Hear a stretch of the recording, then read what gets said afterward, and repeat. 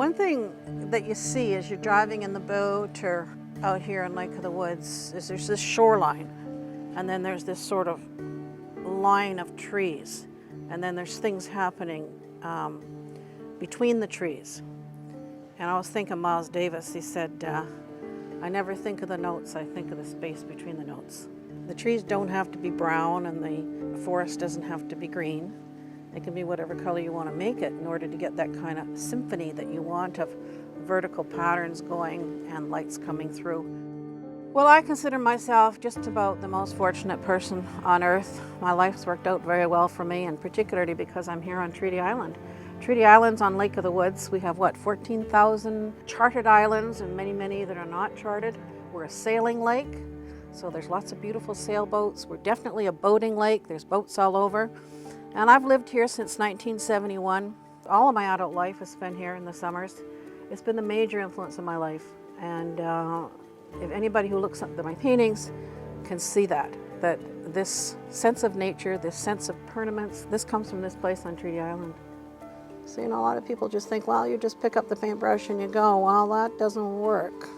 I always say, like if you go to the grocery store without a list, which I did this morning, you come home with a bunch of really fabulous stuff, but you forget the cat food and the eggs that you went for.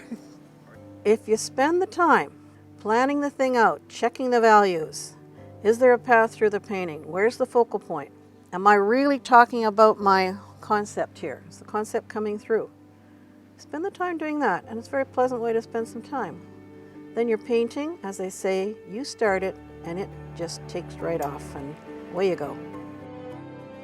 So I do show my work at the Kenora Market, and I really enjoy that because I get a lot of back and forth from people talking about the work, and of course visit with people that I haven't seen for a long time.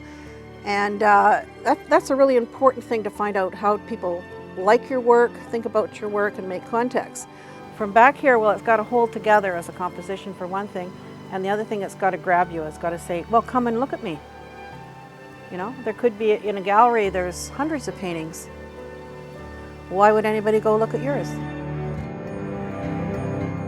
So many people ask me, how long did it take you to do this? I get that all the time.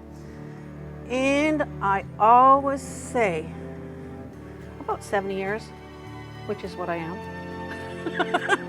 Because everything you've ever done in your life, every influence you've ever had, every person you've ever spoken to, and you put all those together into your unique form, and then there's the painting.